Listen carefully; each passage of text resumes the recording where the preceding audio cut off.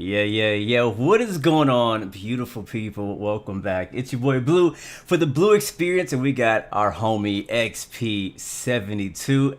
And as well, we have a special guest today from XCrafts, Marko Mamula. Hopefully, I said that right. All the way from Europe, all over Europe. What's up, man? Welcome to the show, man. Thank you. Wow. Thanks, guys. Thank you. I really appreciate you inviting me here. It's a real honor. So I'm really looking forward to this.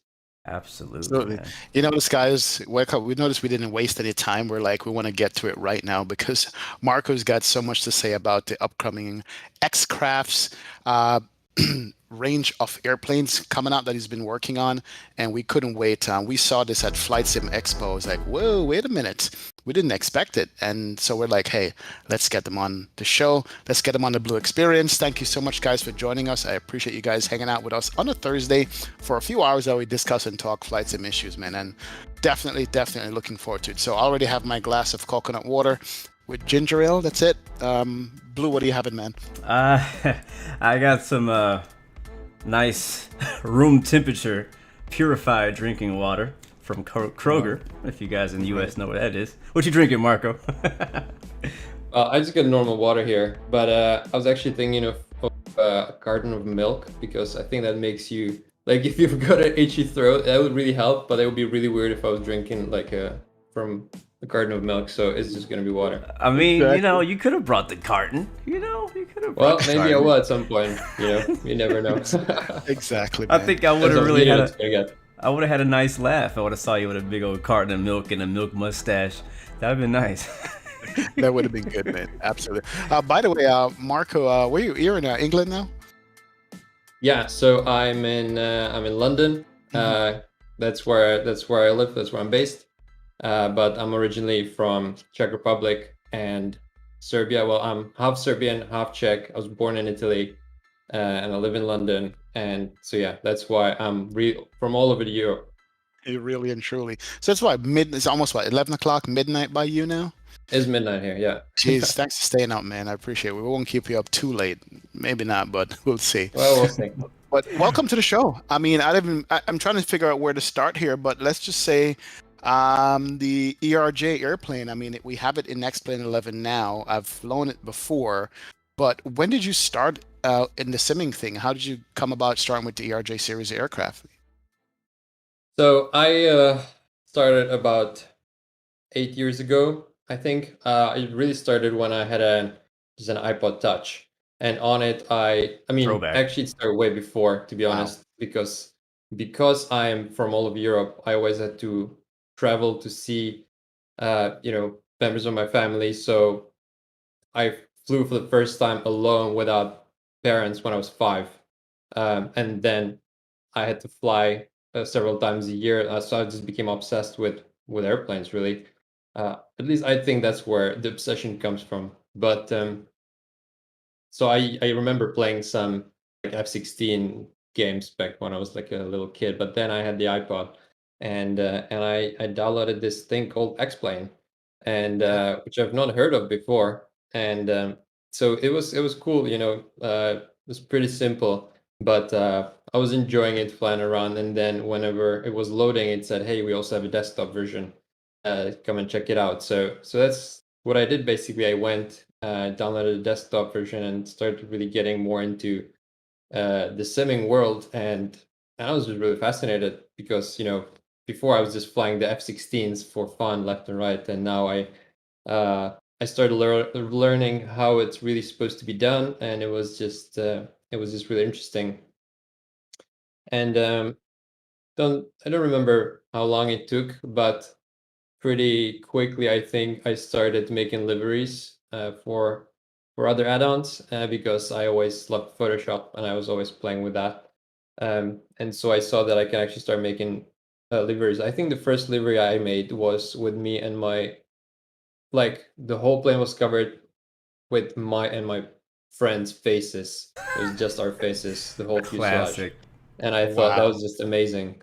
So so then I was yeah, I just kind of started making liveries for the A3 QPAC A320 back. I think that was X-Plane 9. Is Uh, wow. and uh, and I don't even remember which all the planes were. I think there was a 757, I think, which was pretty cool. I have no idea who made it. No idea if it was probably freeware.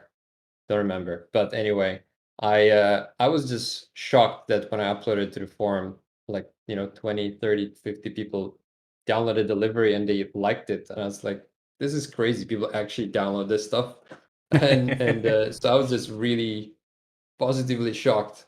So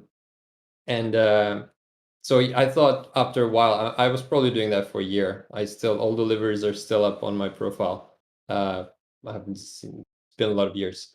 But at some point, I just thought it would be really cool to not only make deliveries, but to see how you can make the whole plane, for example. So don't really remember what the first thing was that I made. It was probably some kind of a GA plane. Maybe so I probably made something up like an aerobatics plane. And then I think I tried to make like a Dornier, but then pretty quickly I just went for the Embraer E195. And back then, honestly, I picked it just because I really liked the look of the plane back then. I thought it was a really cool looking plane. I was gonna ask you about that. Why did you choose, out of all the aircraft you could have picked, why the ERJ family? Well, total coincidence, actually, yeah. When you think about it, like I really picked it because I thought it looked cool, and I thought I was gonna make a freeware E195, and just share it with the community and see how they like it. And so I started working on that. Obviously, still learning PlaneMaker and learning everything else about it, learning 3D, because there's the thing it's really like learning 3D from flight simulators is kind of like taking a long detour. Instead of most people learn 3D from like other like video games or like graphics and effects and stuff like that. And they mainly would like use Blender today, and all the community grew so much as well. But back then it was kind of much harder for me to learn it because all the resources that I was looking for were all like flight sim related. So I remember it took me like weeks to realize how normal maps work and how you can get the details in the planes, and I just didn't get it. And I was reading all the things online, and I was just looking at the totally wrong places. But anyway, I just loved it. I was just consumed by it because it was I finally found a passion. I just could not stop doing it. Actually, I had a girlfriend back then that I just was afraid to tell her that I really want to go home instead of being with her and just make this plane. And so I just couldn't tell her. So instead I was with her until like, I don't know, midnight, and then I would go home and then I would start working on it like throughout the night. Oh my God. Luckily, real. my current girlfriend is the best support ever. She understands this and she's like my biggest fan. So That's amazing. that's just amazing. Nice. Wow. Now, all of this done with a technical background, without a technical background? I mean, how did you how did yeah, so I just all self-taught really. I studied, well, when I was trying to figure out, I started making these plans right at the time when I was gonna study, and I just couldn't decide what to study. So in Czech Republic also, you don't really feel like you have that many options. You're either engineering or medicine or kind of law and economics and stuff like that, but you don't really think about all the hundreds of other jobs and really creative jobs. So I thought, okay, I loved Lego and I spent all of my life playing with Lego when I was a kid, and I was running back home to play with that. And so I thought, okay, I probably like building things. So I thought, okay, I'll go to study mechanical engineering because that's where I'll be building stuff.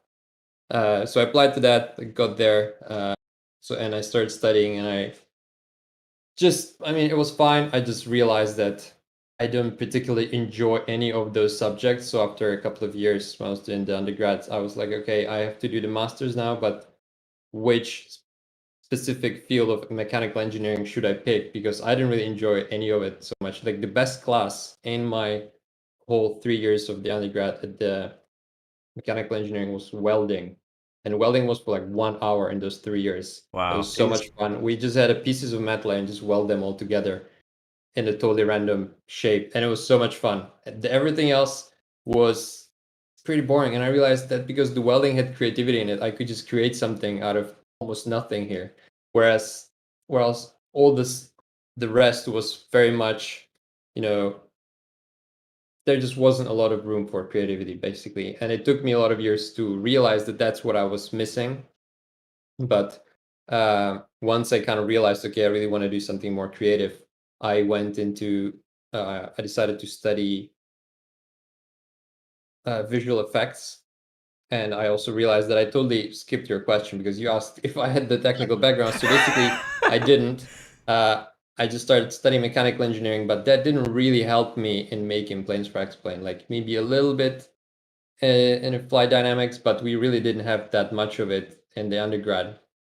So I just had to learn it all by myself, really, from the forums and everything, YouTube and tutorials. But there weren't that many back then, so it was kind of it took a long time. But I guess it takes everyone a long time. It's funny because interviewing a few developers of airplane, and nobody goes, I went to school to take airplane development. Everybody goes, I'm self-taught. I go and I try to figure it out. I do a resource. I do it wrong the first time. I do it 5 times until I get it.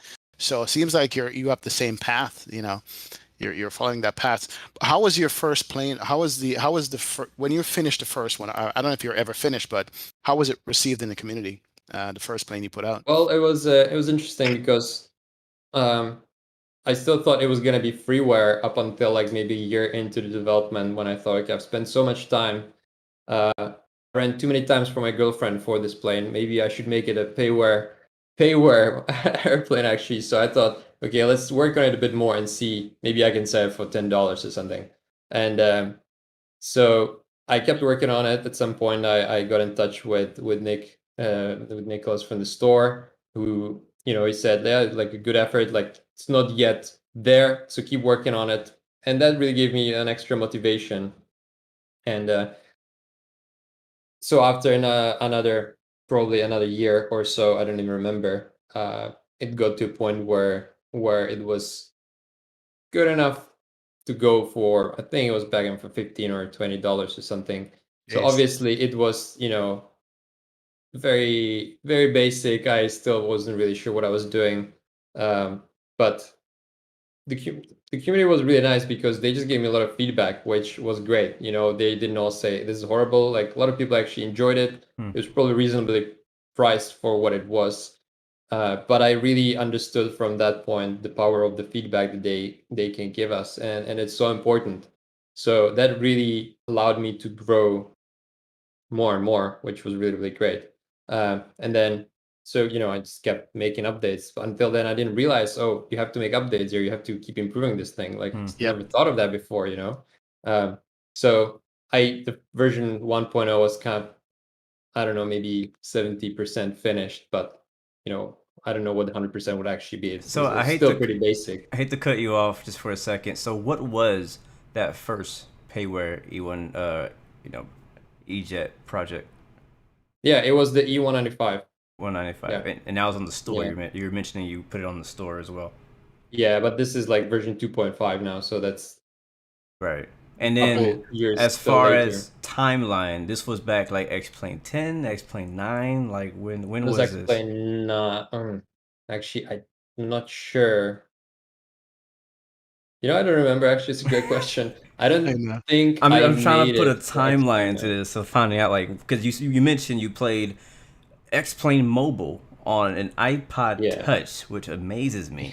And then that was your gateway to get into flight simming. It's always amazing to see how people get into flight simming. So you got in from an iPod Touch, and then you messed around with some liveries, just kind of summarizing some things. And then you say, hey, let me go try to make a really cool looking plane. So you decide to hop into the E195, and then you actually, something really interesting you said is that you approached the store about releasing it at a certain point where you thought it was kind of like, it's good enough.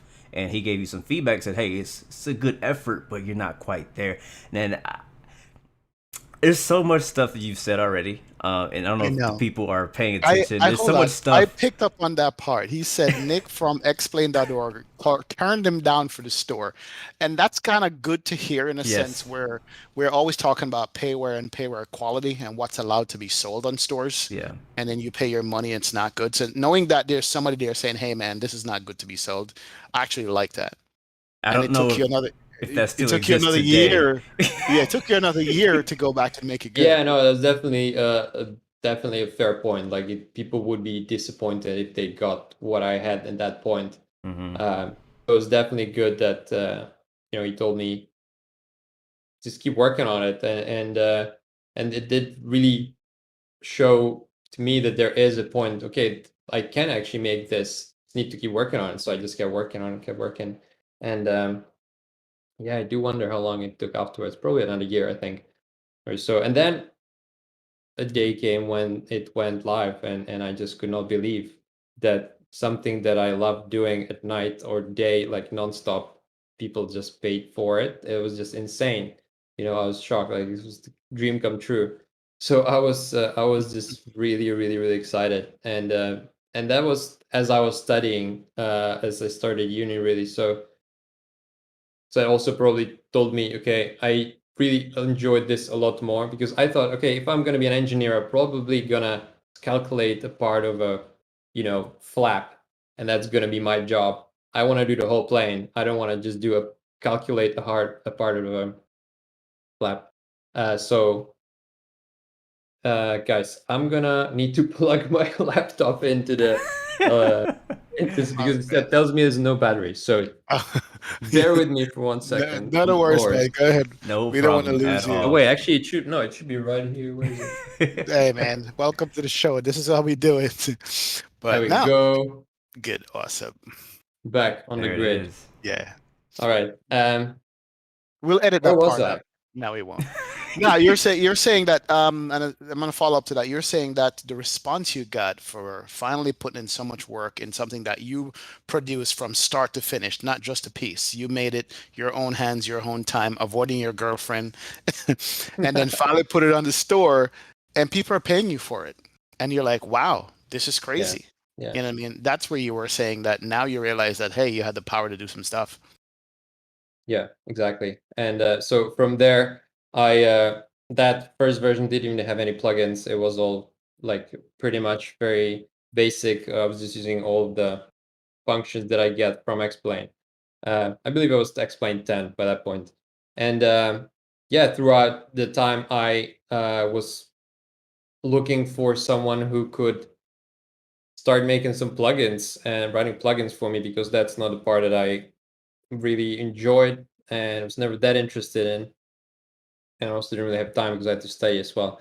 Uh, and then fast forward, I don't even know how long, how many months or years, but I know I was looking for quite a long time for someone who could make a custom FMS, which is so much harder than anyone thinks. Like people are always like, "Do you have a custom FMS?" No, okay, go. Like we don't care Please, about this. please But people don't explain. understand how hard it is to find a person, a software developer who understands, like who knows aviation, who understands how planes work, who knows Explain, who has the time to do this and who's willing to do this. And like, there's so many tick boxes. It's almost like impossible to find someone like that.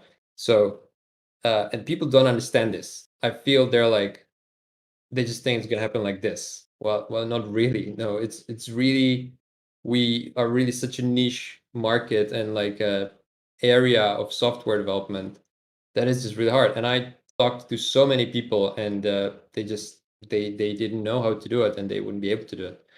So after a long time, actually, I got in contacted by Steve Wilson, who said, "Okay, I don't think I can do the FMS, but you're also looking for someone to make a custom, like a pushback plugin for you, and I think I can do that."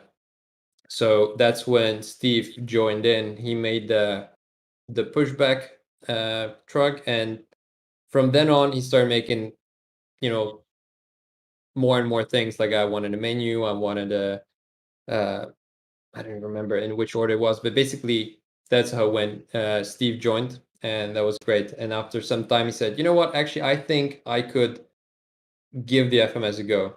And it's still a very, very complex thing. So he said, okay, let's start with a more simple version, which isn't going to be the exact authentic version, but it's going to give people the ability to fly and give them the function that they need.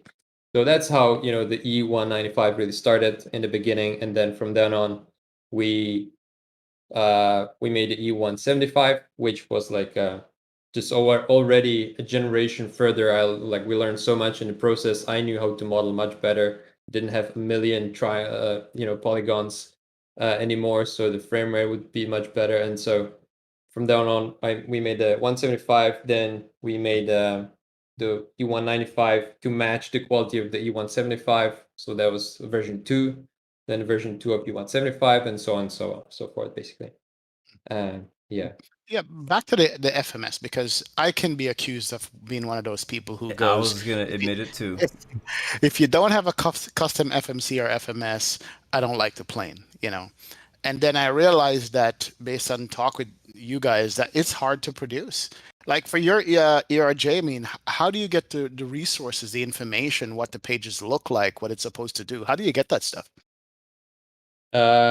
Manuals and pilots mainly. Videos of the pilots actually programming the FMS are really helpful, because if you just have the the pages and the description, it makes a lot more sense when you see someone program it, and just so the videos are really, really helpful. So we're working with a bunch of real EJet pilots, as well as we were with the ERJ pilots. Mainly with one, Mike. He's really awesome. I'm really glad he's with us. So if Mike's gonna see this, hi.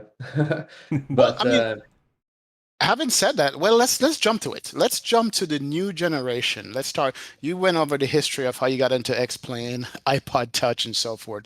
Let's get into what got us excited at FlySim Expo is the new generation. I'm going to call it a new generation. What would you call it? The new ERJs are going to be coming out. What would you call they it? are the EJets family. Okay. Because So we have the ERJ family, that's the E135, E140, E145, Legacy 650. So that's the ERJ family, and now it was a bit hard. I needed to find a way to clearly distinguish what is the old EJets and now what is the new EJets. So it's just gonna be EJets family. okay. And what is the difference between the two, the old and the new? And I mean, break it down for us. What are we expecting to get with the new family? Everything is entirely new, like from scratch, basically.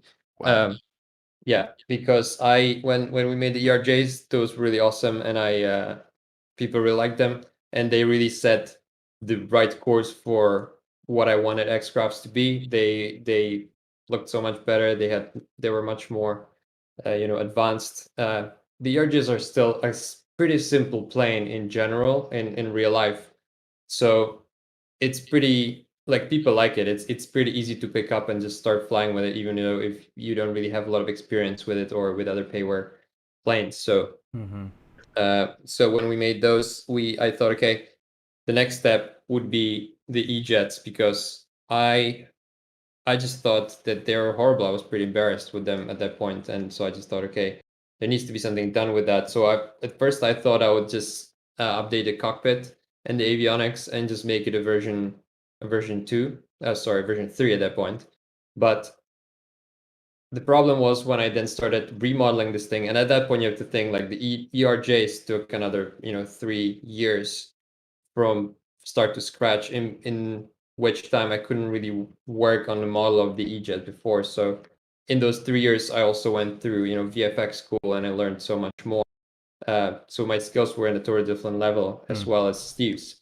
So I started modeling the cockpit of the EJets family now, and now I had the right dimensions as well. Like, you also have to think, when you see a cockpit and you have to model it, how do you know how wide or tall a knob is, like, or a button? Like, you don't really ever get those dimensions anywhere. Like, you have to basically eyeball it, and the more eyeballing you have to do, the worse the model is going to be. So when you just look for resources online, it's really hard to get any dimensions of the cockpit. So you kind of have to make the fuselage and then just try to fit it in there. But this time that's maybe the thing that I learned from engineering school. I really wanted to make sure that I have as many dimensions as possible. So at that point, I already had a big group of EJet pilots, and I would just draw schematics and pictures of the cockpit and just draw like arrows and say, okay, can you give me this dimension, this distance from this to this? Wow. At which point, instead of having, I don't know, 4 dimensions, I would have like 35 different specific things. And then it also, you can make sure that it fits better, but it's still like, you have to make a puzzle, but you don't even know how big each puzzle piece is supposed to be. So it's just, this is so much complicated than people think. So I really hope that people try to think about it a bit more when they sit in the cockpit and just look at all those buttons that every one of them took, hours to figure out, and days probably. Wow. So anyway, I realized that when I suddenly made the cockpit at the very, very accurate dimensions, it just didn't fit in the old fuselage because the windows were in a different place Oh, and wow. the windshield didn't fit. And how do I do this? So I thought, okay, there's no other way. I have to remake the fuselage. But if I remake the fuselage, then the belly's not gonna fit. I have to remake the belly. If I do that, I have to change the wings and then engines, and the gear is not gonna fit in there. So I realized, okay, well, I just need to make the whole plane from scratch, which was the best idea and best thing to do, really, because the old model was just wrong. And so that's what I did. Actually, I think this would be a good time for us to share what I wanted to show you. Yes, of course. How different the old model and the new model is. So Right. So basically, you started with a cockpit. Say, okay, I'm going to redo the cockpit. And once you got done with that, you realize, you know what, we have to just go to the full thing and redo the entire thing. That is crazy. exactly. Oh, yeah. Okay. Yeah. So The website, by the way, guys, if you want to look at a tool on your own at a time, it's xcrafts.com. xcrafts.com. But anyway, we're going to show you right now. yeah. All right. So the first thing that comes up on the main page now is the EJets development. So if you just scroll down, you can scroll down all the way to about the development updates. So yeah, anyone who's interested, just come. Yes, you can stop here. So if you click on the compare all the new exterior. Yeah, this is part I love about the website, the way it's done too. This is really cool. Okay, so if you go ahead and just reveal the new model, basically. Wow. If you Okay, slide so- it across, you can see the different position of certain things as well. That shows you accuracy versus not having information to begin with. That's what I love. Exactly. Look at the wing. Exactly. You can see how it's offset just a little different in the older version and then the newer version now. Even the engine itself, just the position of it. Everything was basically wrong. It was all there, but wrong. Wrong size, wrong angle. Like the wings were too wide, the engines were too small, the gear was too small, the tires. So if you scroll down, there's loads of pictures of the exterior. Oh wow, love that rendering. Yeah, so that's what I mean when I say everything is just done from scratch, because they need it to be done right. Look at the engine Yeah, look at the exhaust engine area exhaust. too. Yeah, that is beautiful. And also go back, Blue. Okay, look at beside the, what do you call them? The pylons on the wing, on the side of the wing. You notice in the old version, it's tiny. Yeah. And in the new version, you actually can see the joint where when the flap is coming down, it's separated. Wow, that's a lot of detail. I just noticed that too. I actually am just noticing that, just looking at it in detail now. Just that alone, I mean, we love to go outside and spam outside views when we're flying these airplanes, and just to see the movement of that stuff is good.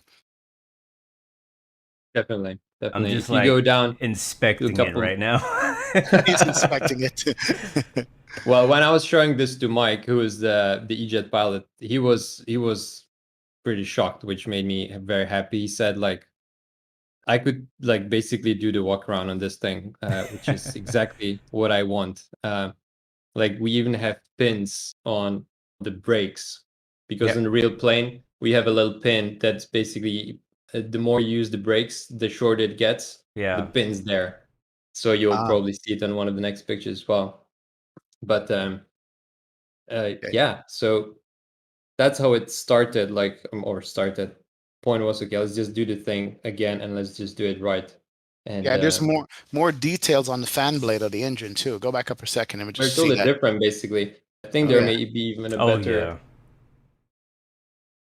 Yep, There may be a bigger picture of the engine. Let's sure now.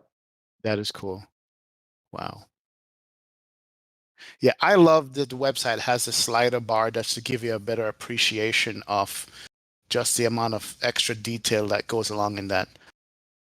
Actually, if you go lower, there's also the gear and the engine from up close. Yep. Here Yeah, you the go. gear. Yep. That's gonna be fun.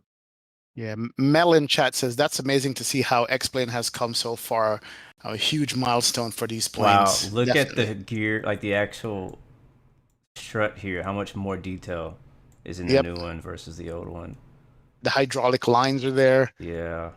Actually, Oh, I'm gonna man. show you something very cool because Also, look at that. Like you said, the back of it, this part right here, that Yep. goes behind the wheel, was like super tiny in the old one. yeah. Very Because nice. I just had to eyeball it, and so this time I was like, okay, it's got to be right. So problem was also that when the pilots take pictures of anything, the cameras on the smartphones today they have really wide lenses, which really distorts the picture. Yep. So in order to take a picture of the gear, they have to be really up close, but it makes the picture really distorted. So when I had to try to figure out the ratio of each part of the gear, it was really hard. Like if I would take 3 pictures, try to put them together, they just wouldn't align, and it also wouldn't really fit exactly into the belly, into the openings for the gear. Hmm. And in the end, it was amazing. But I managed to find this, which is a 1-10 model of the Wow. E175 gear. What in the Wait, world? hold on now. Can you send me that? I'll pay for shipping. That is good. Where did you This find is that? it was actually the company that makes the actual gear, Liebherr, they're German. Mhm. They just sell this on their website, which is just the What? coolest thing ever, I think. And I was really, really thinking, okay, am I stupid? I want to buy a huge model of a gear, but then I thought this is actually all my friends, my girlfriend, they were like, no, just go for it. This is the coolest thing. So now I have this thing living in my living room, and it's just awesome. And actually, then I would take pictures of it, and because it's quite accurate, and you can even like fold it and stuff. It's like I'm doing marketing for these guys, huh? But That is the best like fidget you can spinner. You Oh sold my God. me. fold this, like you can even like retract it, and it's just really, really cool. Oh, I So you want can that. see all of this. So yeah. What is the Um, website? Somebody says. I want Oh to my know God. too. I want to know too. I want to check that out. Like, what other gear do Wow. they have? That's so cool. That is They cool. don't have other gear, just the E175. Like, what are Wow. the odds? It's unbelievable. That is Wow. crazy. That's pretty cool. Now, I gotta tell you, just now, in just our talk in the last 15 minutes, 20 minutes, and looking at these pictures, I'm actually more excited for this now that I've actually seen the modeling up close. Because I never really paid attention. I saw the presentation. I'm like, you guys are doing the new generation or the new family of it. But now I'm looking at the details going, yes, I gotta get this. And then this coincides with X-Plane 12 coming out, which is going to be even better. We're still going to talk a lot more about the plane, but just let me segue to X-Plane 12 a bit. It's going to be compatible with it, of course. Yeah, definitely. Of course. Definitely. Because everybody else asking. we that's what we'll need to see. How much work do we have to do in order to convert and make sure that it works Oh, in here's the X-Plane engine. 12. Yeah. Oh, baby. Let's look at this. Wow. Look at the inside right here, right in head of the fan. The Yeah, there's mesh even area. like a little sensor. I don't know how it's called, but like up on top of it, inside of the engine, actually, there's like a little This right bit. here. Yeah, right there. Yeah. Yep. Can't really see it Yep. in that picture properly, but Yeah, it I was noticed funny this. because when I was modeling this, I always came to a certain thing that was so tiny, and I thought, no one's gonna care about this. But then I added all those other little details. I can't just leave this little thing out. So I just always keep adding and adding little things. But I think it really is in the little things, because you look from it from distance, it all kind of looks similar. But when you look up close, those little details really make a big difference. So yeah, I'm telling you, really do. people really do appreciate, especially people who actually live and breathe around the actual jet. People like, like if I weren't around the ERJs, I'd be like, oh, I wouldn't know much of a difference. You're looking at it from a long or a farther view. But like if you want the respect from the pilots who fly the plane in real life, or even the ground crew who are around the plane in real life, they see all these little details. And like, hey, where's that at? Or this is something that part of my everyday walk around. I look to make sure this thing is clean. So being able to do those small little details like you've done here in the engine cowling, like how you done in the brakes, in the landing gear, like all that little stuff really matters, for sure. One thing I do would like to ask you is like how. I mean, I know you're probably pretty far away from release, but like, how is optimization going with all these little details in here? It's a great question, because this is a bit. Wow, Wow. nice cargo. That cargo Literally you live didn't. in. Bro, that is my I life think right it needs. now. I think it needs to get a bit dirtier there. I don't think there's enough scratches now. Look at I it. can live in that cargo area. I agree. True. As a person who now works on the ramp and it spends a lot of time in cargo bays, you need to dirty that up. Put some Yeah. some stray baggage tags in there. Yeah, definitely. Some ranch They're already dressing. straight. There is a baggage tag, a red one right above the door. Oh, right But here. I'll need to add more of them. Yeah. Yeah, see, yeah, I would, yeah, they're Um, dirty. but yeah, a good question, because obviously with a much more detailed model, that means a lot more geometry, a lot more polygons, which means that the sim's going to need more power to run it. Mhm. But from the beginning, this was a super important thing, that that it needs to perform really well, because I would hate to spend literally, I don't want to spend the time doing something that then people won't be able to use. Yeah. So it's really, really important that that the frame rate is going to be good. I was actually checking this yesterday. So the new EJets, let me just pull this up. Wow. V1 Sim in chat, I don't cut you. He goes, my first commercial jet, he's a real world pilot, says, my first airline experience. I am very excited to finally see a proper representation of this beauty. Will the E195 also be part of the new gen? He was just about to say something about the new ones. Go ahead. Yeah, definitely. Yeah. All 5 jets are going to be part of the EJets family. It's going to be, sorry, Blue, there's also the cockpit Where's the section cockpit where you one? can compare all the news. So if you go back on the website, just go back. Compare all. No, Oh, there we go. this one, Yeah. yeah. Yeah. Anyway. So yeah, it's gonna be the E1, E170, E175, E190, E195, and the Lineage 1000, the business Wow. version as well. There's a Wow. business version of the E195? Yeah. Didn't know that. That's where you want to live in, not the cargo bay. And look at Look at the X-Men difference in the 9 graphics. seating position, though. Yeah. Wow. Man, oh man. Good old bicycle handles. Wow. Good I guess old I'm gonna have to. Anybody sells a bicycle handle yoke yet? I'm gonna have to get one of those if it's Yeah. out there. It's just good stuff, man. Absolutely. Look, I love looking at these, and I would be remiss to ask you if I didn't ask you this question. As we're looking at the pictures going, I'm just marveling at them going, yeah, I'm excited now. I can feel myself salivated for it. System depth. What is the expectations on system depth for these airplanes? As you know, the community now is filled with real world pilots or aspiring pilots. What are we looking at for that?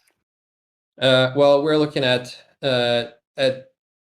the first version is going to be at a level or above of the ERJ family. So the ERJ family is already quite far. Like, we don't have all the systems simulated, but basically all the important things for the real pilots are mainly there. So that's what we're going to go for with the initial release. And then, we always, what I want people to know is that when they get an X-Craft product, they're always going to get ongoing updates, which, okay, we didn't really update the EJets for like 2 years, which made me feel really bad. But then this was going to come, and it's really going to be worth it. Let me stop you there, though, because when you released the ERJ family, you posted an update almost every other day when that first came out. And that was one of the things that I actually praised you or X-Crafts about when it came out, was that how often you, because there's a lot of things broken, as there always is when somebody releases Mm. something, because it just happens, right? You have thousands of people versus tens of people testing it, so you find bugs, and so you guys are very quick to respond on the forums to answer questions, and very quick to release updates. So I think as long as you keep that up, people are definitely going to keep coming back. I think so. Like, it's really important. Also, I'm hesitant to buy anything. I'm always very wary of, I'm worried that what if I buy it and I'm going to regret it. And I realized that people, when they buy any add-on for a flight sim, you don't really never know what you're going to get. That's why, for example, we have the E140 demo version, which is not like, it's not operational, but you can get the model. You can just load it up in X-Plane for free. You can walk around and you can see what it looks like, and you will see the frame rate as well. Like, it will be a bit lower when you actually run it with the plugins and instruments. But other than that, like, I just want people to know that they will not be disappointed, or that they know what to expect. Because if you have expectations that are too high, then you'll always be disappointed no matter what you do. So we are trying to be very, very clear about what we are offering. And I really want people to know that they'll always get, a fair price, like always ongoing updates. They'll always get amazing customer support, because that's like, almost half of what we sell. We want people to know that they can come and just chat with us. I started using now like a metaphor that we want to be like a restaurant where the chef comes out of the kitchen and people can just chat with him and just tell him like, look, this meal was really great, or this meal wasn't so good. Could you maybe change this? Or like, thank you so much. Like, I want people to know that we want to be like that. Very as approachable as possible. They can always come and just complain, or tell us that they like something, or just chat. And so I'm trying to offer that we offer all of these qualities, basically. So yeah. A bunch of comments in chat was asking about, of course, the FMS, which is always, or FMC, which is always, one of the big questions. So you're saying the way when it's going to be released, at minimum, it's going to be above where it is right now, or somewhere close, and you're going to continue to work on it, or? Yeah, but the FMS from the beginning, from the get-go, we're actually going to have 3 of them. We're going to have an authentic FMS, which is going to be, based on the real FMS. It's not going to be a one-to-one replica, because we can't just. Also, for legal reasons, we cannot also realistically have absolutely every functionality, but it's going to look like the real FMS. It's going to perform like it, basically like the other FMSs in X-Plane and in flight sims. So that's really important. Steve's working on that right now as we speak. He's doing a great job. So I'm very excited for that. It's not as straightforward as you'd think, really. So it's definitely going to require some time to learn this thing. So yeah, that's exciting. Then we'll basically going to have options. You can pick whatever FMS you want.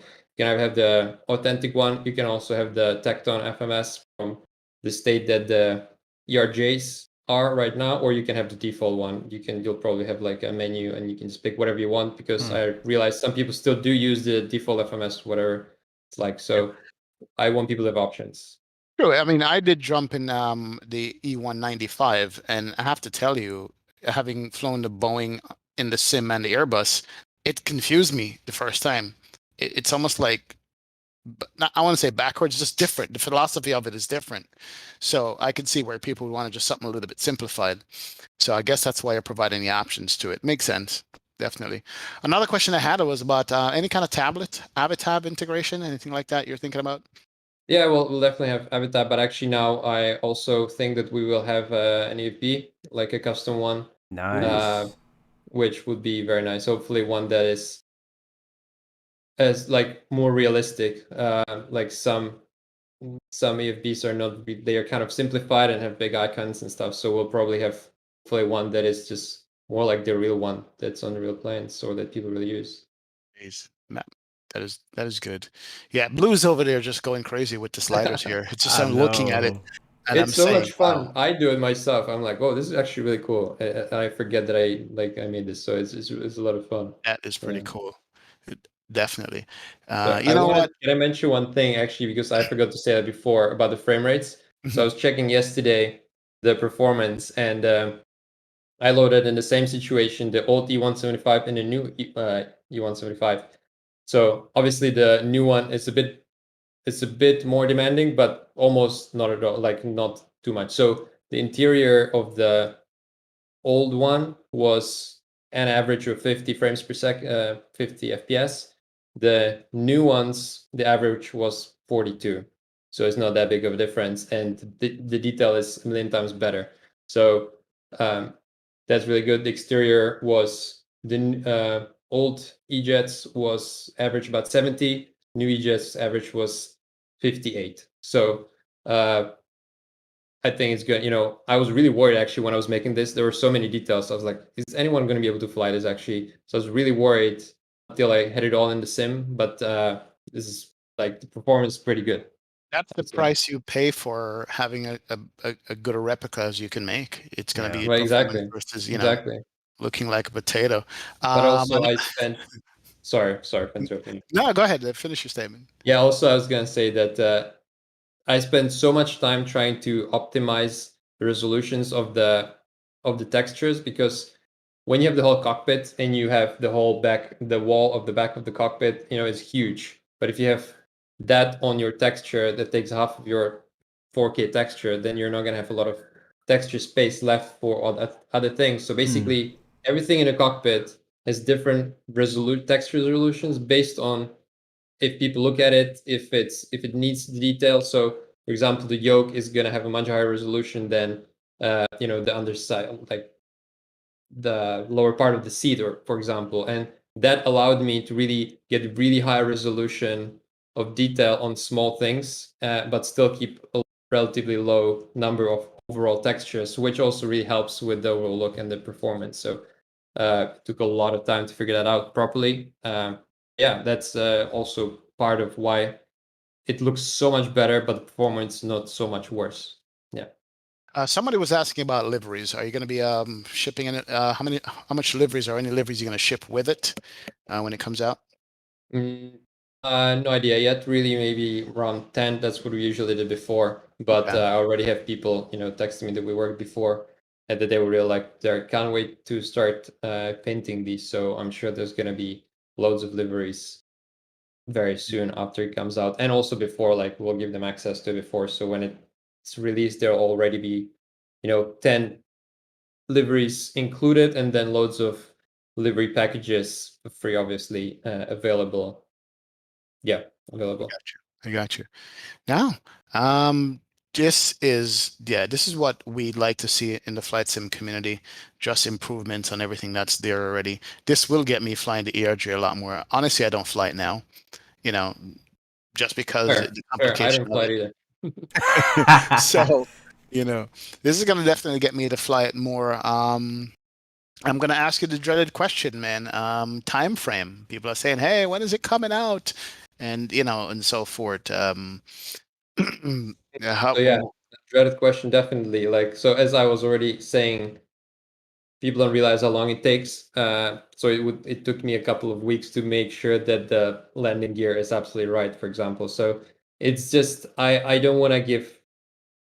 I'm just gonna do the usual talk, like I'm gonna tell you that I don't really know, but I really hope that by next Flight Sim Expo, everyone's already going to be flying this. But you don't really know. We don't really know what's going to happen, and I don't want to give promises that then we cannot keep, and then people will be disappointed. But yeah, hopefully, it's not going to take too long. And also, this is not just one plane; it's 5 planes, which makes everything a lot more complicated. And we need to think about a lot of things. The plugins are essentially the same, but I also need to do different things for different plane.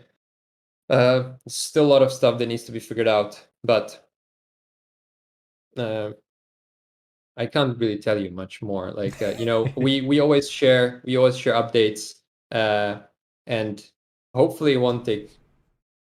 Yeah, that's why I said, like, by next Flight Sim Expo, I hope that everyone's already going to be flying this by some time. But I don't know. It might not happen, so don't take me up on it. Got you. And the next other question, of course, is Microsoft Flight Sim. Any thoughts, any opinions? I mean, I know you're busy now with this one, but Yeah. what about that platform? I mean, it would be interesting to see them in there. I would, for starters, just want to really see what they would look like in it, because I think they would look really, really cool, because the model is the way it is. But if the rendering engine is better, then it's going to look better. So I would really like to see that. But for now, we don't really have the capacity to abandon this and just not finish this, because like we can't split ourselves, unfortunately, into working day and night nonstop on both platforms. Plus, yeah, we didn't really have time to look into that enough. But I'm open to sometime in the future seeing if there's a way to get them in Microsoft Flight Simulator. That Not would- That's not that, like, definitely not that time, not anytime soon. Like, for now, the focus is definitely the next plane. Okay, good. So, I mean, some people ruled it out. They're saying no, but you're saying definitely a possibility. Once everything straightens out and see where Microsoft is with development. That's good I to know. mean, it will be great. It will be great. I like if the more people can get hands on these awesome airplanes, the better. Really, we'll just see what opportunities present themselves and to us, and yeah, we'll see. Good to go.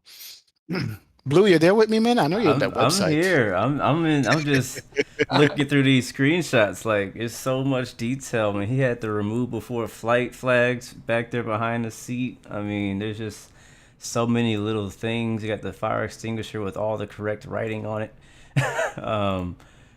Yeah, it's just so many There's actually little some things. Easter eggs on the fire extinguisher. Oh, Oh, snap! Don't tell me nice. that. Reverse. Somebody was asking about also in chat about the flight modeling, if it's going to have, he said that ERJ has what do you call it, like a nose pitch up attitude when it's flying and so forth. Who's handling the flight modeling for you? Is it you? Is it somebody else? Who's doing the flight It's modeling stuff? for now it's me, but now there's gonna be another member who's gonna be working on the engine performance, mainly to make sure that it's much more accurate, and hopefully also the flight dynamics of it. So I can split the time a little bit more. Right. Right. So yeah, I mean they'll just be overall more accurate, definitely, hopefully a lot more than the And previous version. this is one thing I always want to say. A lot of small planes, I feel in X-Plane or in any sim, even in Microsoft, it just feels too much like a paper airplane when you're using your yoke push, in the pitch motion up and down. And if you guys could hammer that out where it doesn't feel light, because I know what you mean. Yeah, yeah. and it's also hard because it's all relative, kind of like none of us really knows unless we're real pilots how Yeah. it's supposed to feel. So even for us, it's kind of hard. Like, how do you fine tune something that just like the reference is just the feeling that you have, but everyone's got a different feeling too. But I totally agree. Like a lot of planes feel kind of light, so that is something I would like us to look into more. Yeah. You did say you have real world pilots helping you working on this?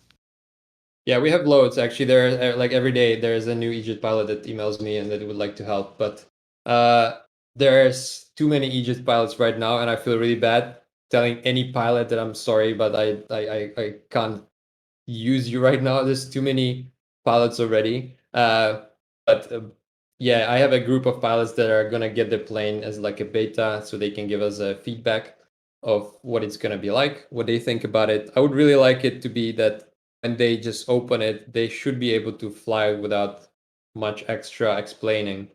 So that should hopefully explain how the systems are going to be set up, or like the buttons that they use, they should do exactly what they normally would do. Most of the ones that they use most of the time, basically. But yeah, we do have real pilots. We are mainly working with one of them who is a really nice guy and just providing us all the references and yeah, we have the references that we need right now and all the manpower of the pilots. Oh, somebody earlier on in the chat was asking for existing ERJ customers, is there going to be upgrade price? Is it going to be free to them? Is it going to be a total new product? What are you looking at as far as when it comes out? This is going to be a totally new product, but all the existing customers of the EJets, not the ERJs. The ERJs are just like a separate family, so a separate product. group. So yeah, all the previous customers of the E175 2.5 and E195 will get a discount. I didn't figure out yet how much it's going to be because everyone got it. You can get it just one plane at a time or in a bundle, or you can get a whole aircraft fleet. So it's a bit complicated, but yes, there will be an initial discount for all of those customers. So, quick question. So, you said there's this EJet package is 5 aircraft, correct? And Yeah. what is the difference? Because as a person who doesn't know a whole lot about EJets, I think I don't know. For me personally, I don't know much. They all look the same to me. So, what's the difference between like what is it? Is the E195? Is it 18? Like what are the numbers and what's the difference between the 5 variations? Yeah, well, they're all different length for starters. So the E170 and E175, they're the shorter versions. They have a set of engines. They have a set of wings that they share, different gear.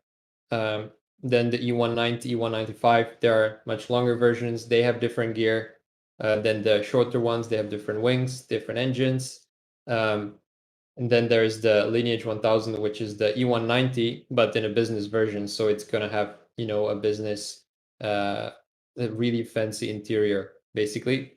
And that's going to be really cool. It's going to be like the Legacy 650, which we have in the ERJs right now. And also, for example, the E170, E190, those are the only ones rated for like steep approach. So that's something we'll hopefully have, maybe probably not in the first initial release version, but that's something that's really important to the pilots. Like they really want to fly into London City, for example, and you can only do that with the E170 or E190, where they're landing at I think a 5-degree nose up attitude, basically, and you're landing, you do an approach with the spoilers open, and so yeah, there's a lot of differences. But for example, the cockpit is mainly the same.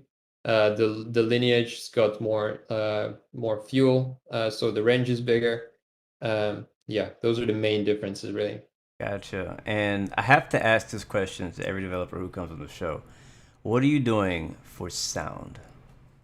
Ooh, yeah. Sound interesting. Yeah, no, we have a guy who made the sound for all the previous products, and he's working on a new updated version of the FMod, basically for the EJets family, and he's going to use a lot more real recordings. Yeah, that's the plan for now. Good. I have to ask. Yeah, it's always good to hear that you're using at least some real recordings. I know you can't record every single thing on it, but the real recording just makes it such a better immersion when you're flying an airplane and hearing it, Definitely So agree. you've been making this plane now for how many years total? Maybe what, 10 years maybe? How would you say? I'll tell you actually exactly. Just give me 1 second. So in the wait. I guess the question is, what don't you know about the plane at this point, since you've been doing it for so long? It's actually really funny because I only flew on an Embraer about 3 times in my life. And Really? the first time it happened, it was maybe 5 years after I've released the first version. And because we don't really have a lot of them in Europe, they're mainly in America and South America. And so I booked a flight on an E195 with Austrian, and it was the weirdest feeling ever, which I cannot explain to you because you know something from inside out, you've never actually been in it. So I know all the screws where they are. I know everything, but I've never been on the real plane. And then I got to it, and I literally hugged it when I was entering the plane. I was like hi, and then it was just so small. I thought it was so much bigger, but it felt really tiny. And then I kind of looked into the cockpit, and everything was like right here. Instead, I always think it's like somewhere there. You don't really have the sense of scale when you 3D model stuff. Yeah. So that was a really weird feeling that I don't think a lot of people can get, actually. Wow. Yeah.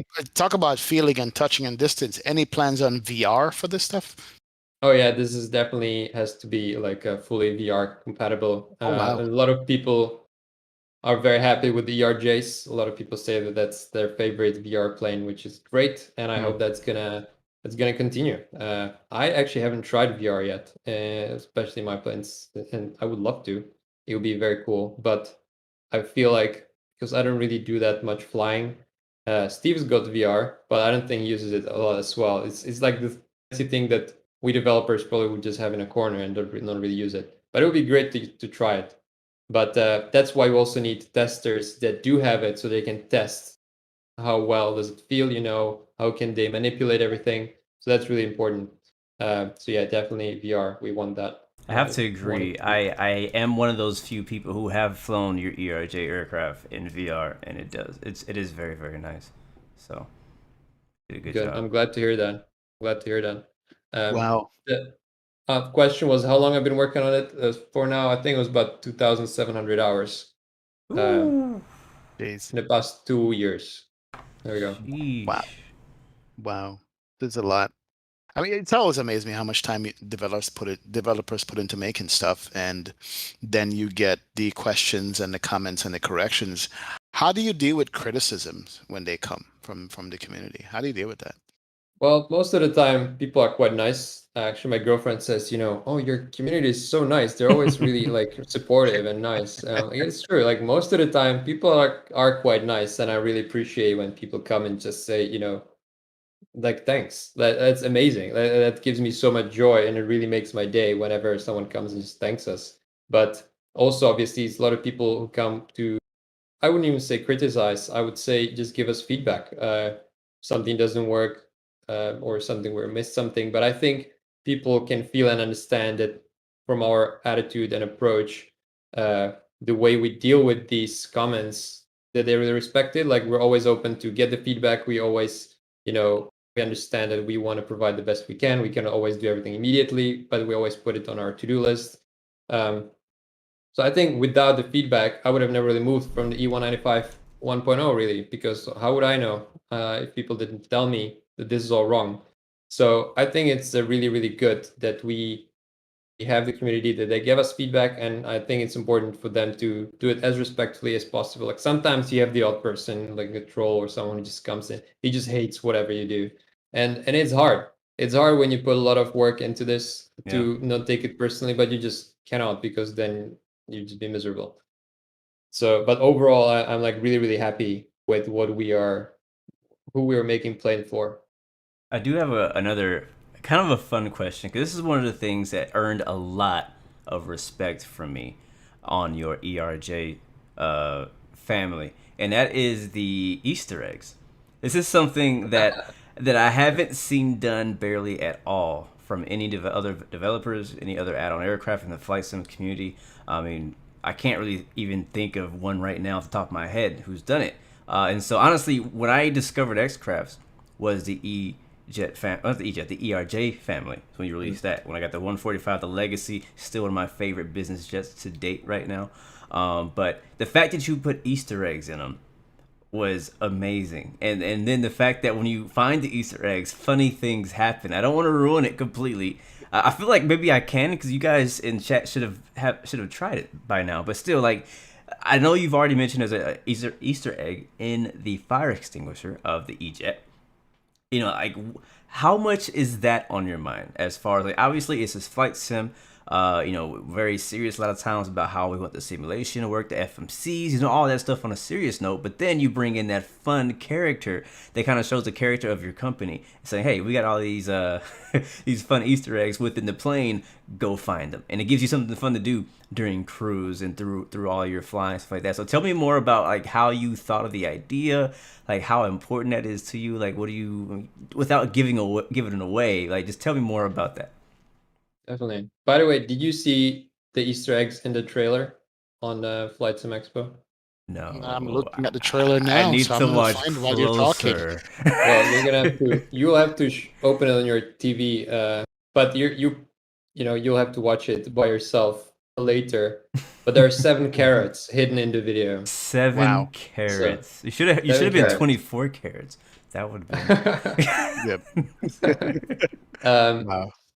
I like, you asked how important it is. For me, it's really important, because I think I want people to understand that there are people behind these planes. These planes were not made by robots. Mhm. And I want people to understand that this is a personal thing. This is our passion. And I want them to realize it. I want them to know that there are other totally normal humans that make this. And which I think connects us more to the customers, like when you realize the behind the scenes stuff. That's why also I want us to share all of this, like how we make stuff and behind the scenes, the sliders. I want people to connect with what we do and then hopefully appreciate it more. But the Easter eggs, they're just so much fun. The carrot stuff was really funny because when I was in uni in England, we had to make like a student project, and then our project was in a sci-fi futuristic city, kind of like imagine Blade Runner. And so I had to put some spaceships in a background that are just flying, kind of like hovering, but they were so tiny that when I took a picture of a spaceship and made it really small, you wouldn't really know. It's just a couple of pixels. So I thought, well, it doesn't really matter what's there. So I went online and I just Googled a carrot randomly. And I thought, well, this kind of looks like a spaceship. It's kind of a green smoke in the back and an orange body. Well, let's just put a bunch of carrots there. And Oh then, my- so I did that, and it just looks like little spaceships flying around, but they're all carrots. And then that became like a thing. Everyone knew me as like a carrot guy, and I just thought it's just so funny, and I can't stop. Like, I don't know if you've noticed, but I have a carrot right here, Oh, Oh on my my jeez. t-shirt. god. Easter Now, egg. now you're gonna have me Which, start looking for the stuff now. You Oh gotta my find god. the yeah, carrots. exactly. This Right, t-shirt was made by my most right. amazing girlfriend, who sewed it in it. So that is best support ever. That's amazing. Wow. Um, but yeah, so I started putting carrots in my like student projects, and then when I finished the RJs, I guess I don't know what the first Easter egg was. I think the first Easter egg was the autopilot. The movie Yeah. Airplane. What is Airplane? Pilot. Yeah, Airplane, yeah. autopilot. So I think we even had that in the old EJets.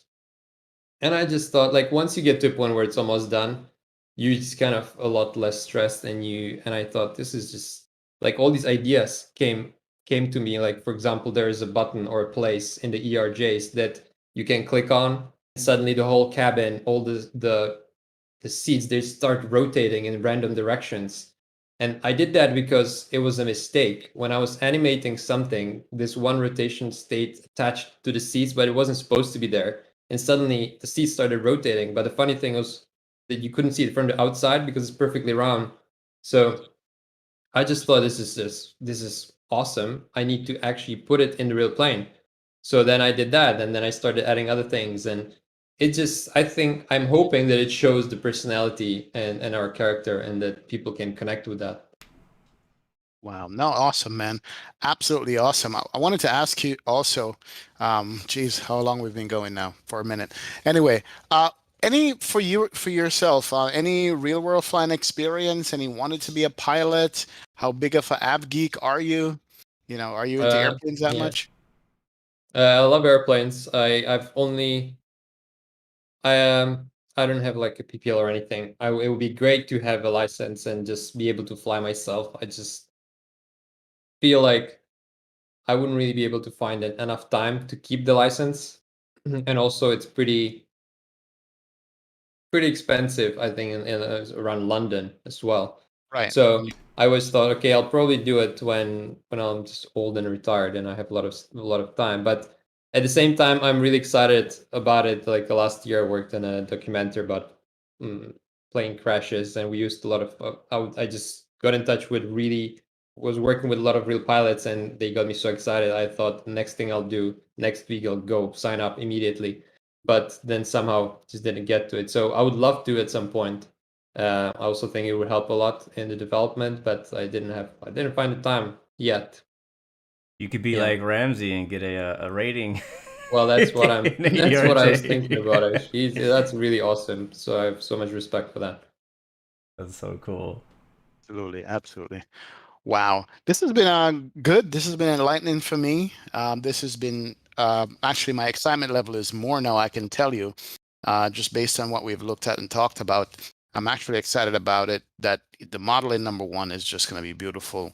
The FMS, FMC, which is important to us, you're going to have choices in that, which is good.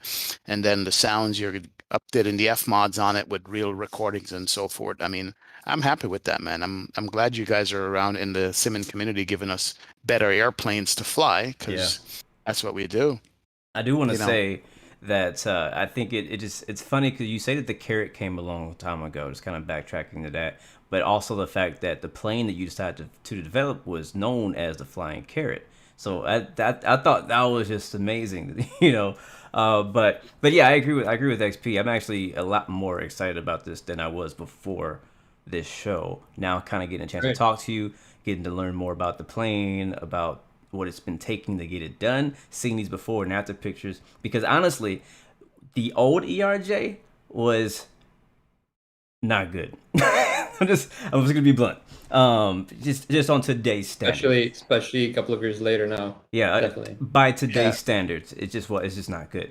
And so when I saw you making a new one, I was like, okay, cool, because like again, I was introduced to X-Crafts on the ERJ family, the ERJ 145, all the way up to the Legacy 650. Again, I've already said I've loved those planes, and I remember thinking back then, I was like, man, I would actually love to fly the E195 if it were at the quality of your 145s. But it wasn't, right? And so I never really got into it. It was some people, other members of my community, who showed screenshots of flying it, and they're loving it, they're enjoying it. But I was just like, it's just not really at the quality that I personally want in an aircraft.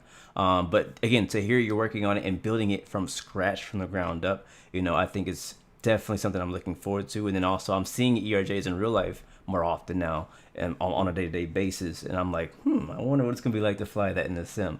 So definitely excited about it. Again, I'm already right now thinking about where I'm gonna fly in my ERJ 145 because I need to get back into that thing, do some flying in the Jackson Hole or something. But yeah, man, great job, and it's good to see. And I've been seeing it in the chat as well, talking about your progression. Right, you started out knowing nothing about how to develop an aircraft. All you were doing was liveries.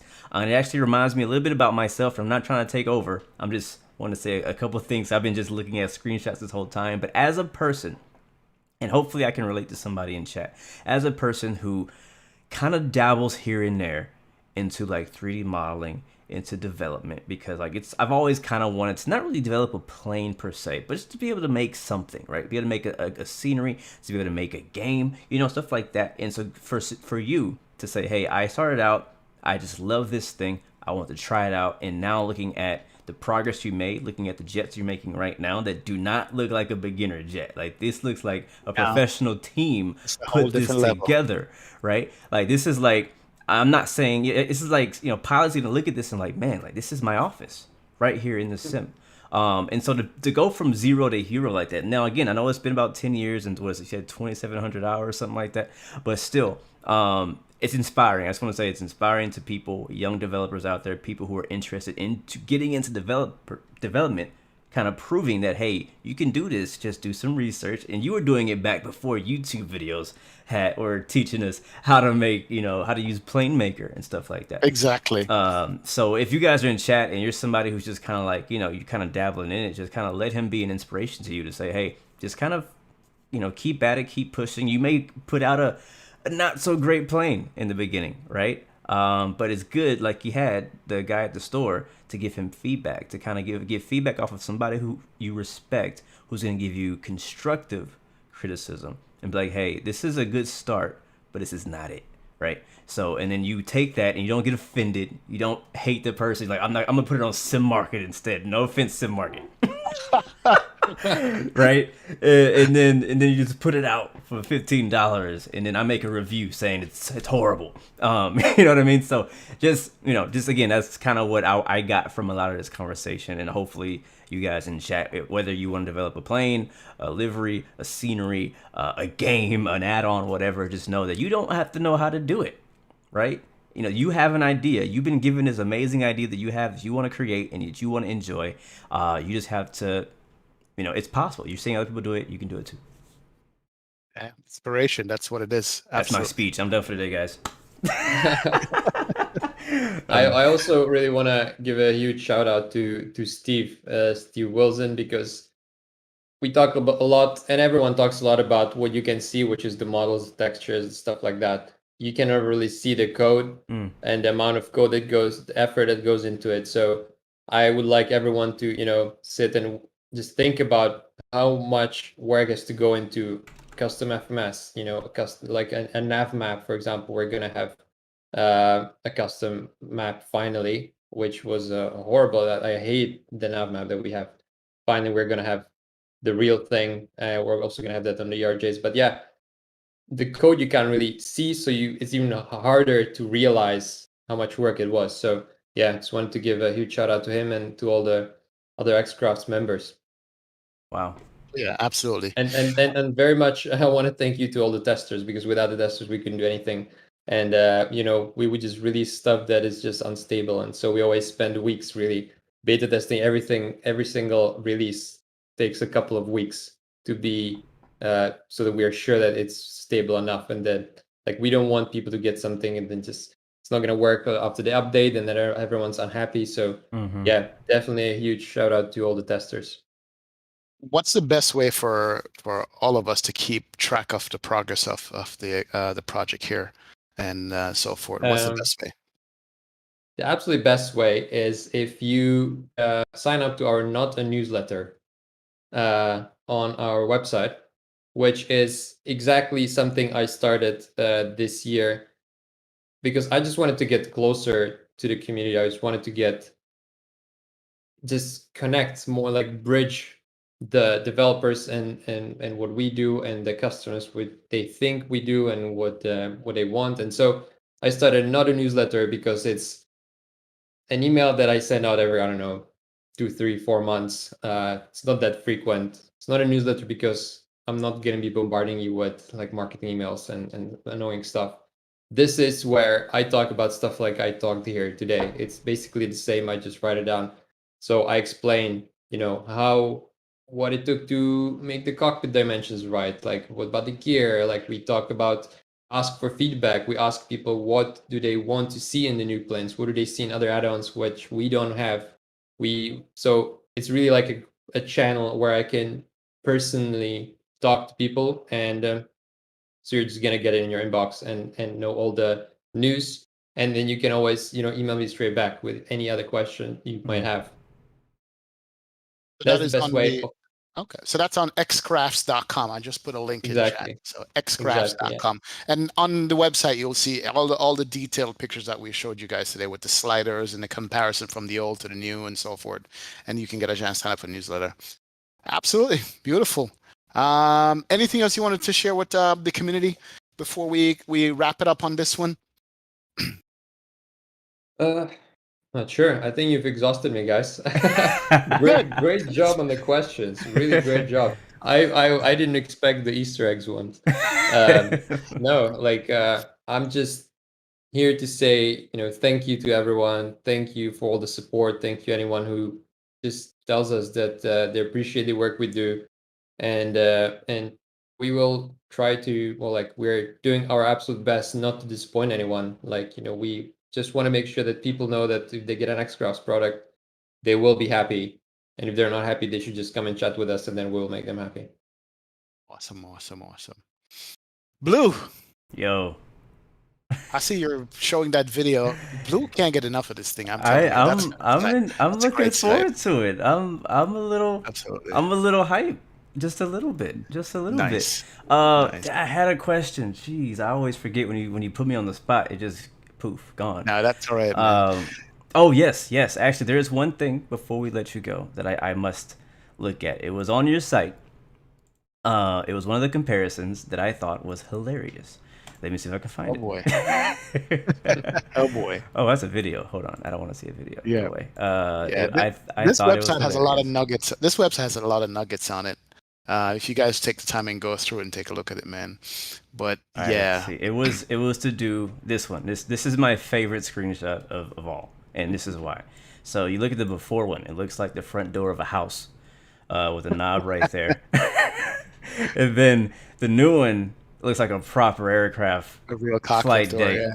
door. That was my favorite screenshot. And I was earlier, I think Marco was talking, and I was like laughing, but you guys had no idea why. And this is why I looked at the old door, and I was like, that looks like my front door with no windows. Wow. But yeah, it's a great job, man. I mean, it's again, I think one of the things I have been enjoying most about this interview. I mean, there's been a lot of things going on, but the most is just seeing your progress from where you've been and to where you're at, right? Where you've been to how it's going now, and seeing the progress between the old to the new. And this is so cool. It's the perfect example. Again, 10 years of experience. You've gone through different majors.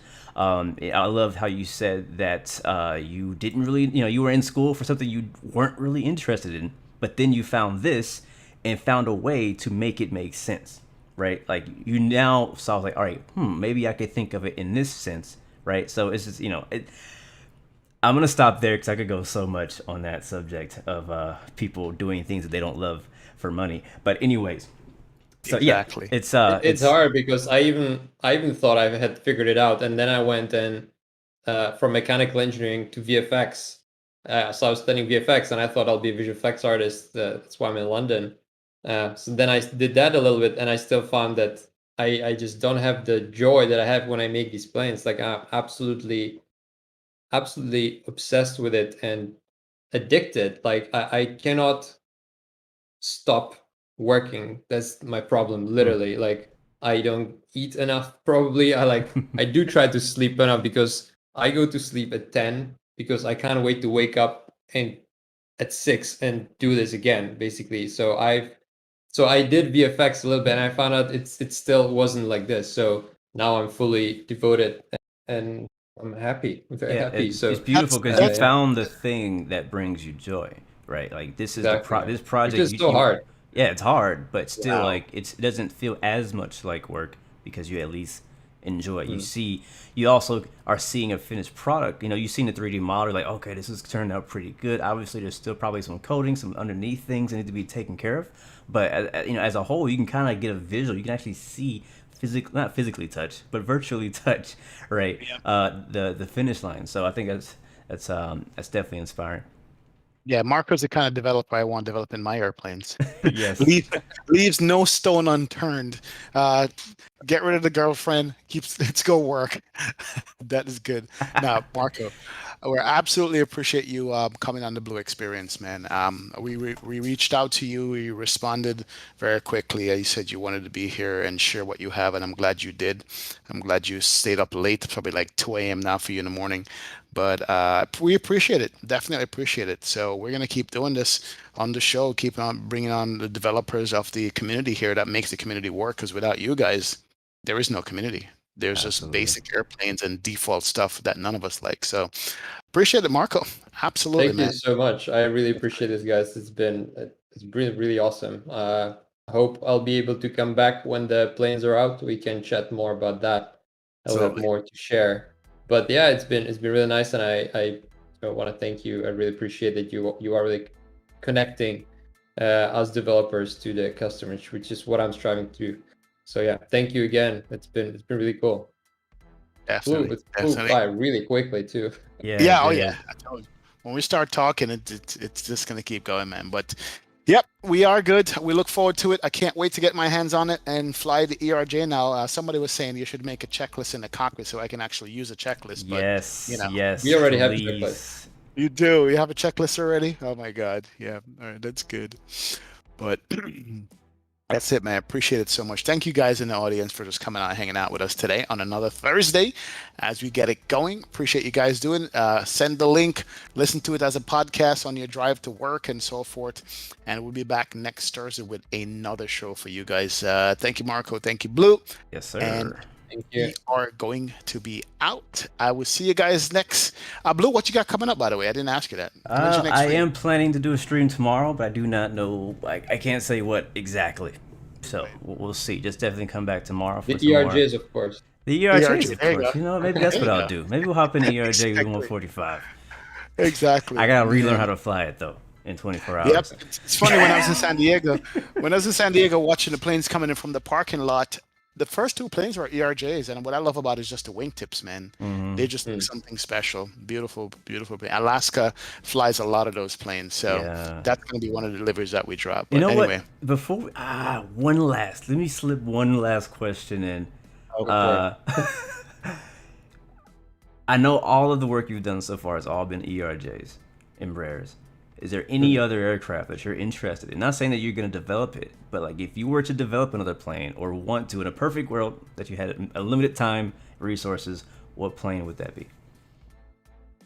Yeah, I do actually think it would be the Embraers. Like I You grew can't to pick love them Embraer. so No, much. they're taken. I can't pick. They've yeah, been done by okay. X-Crafts.